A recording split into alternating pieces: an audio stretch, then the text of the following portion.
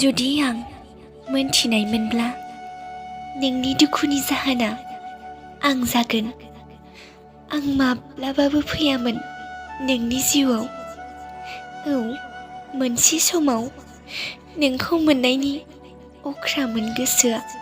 दा नाथाय नोंखौ बावनायनि सिगां ना अख्रायानो फुरा जादों ना सिमां।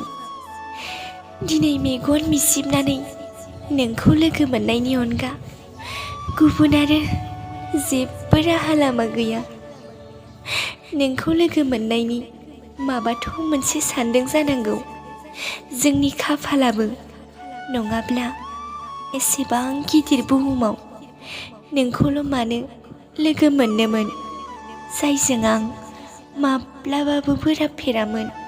बेनो दिनै आंनि जिउनिफ्राय बेसेबांबा गोजान जानगार जालांबाय।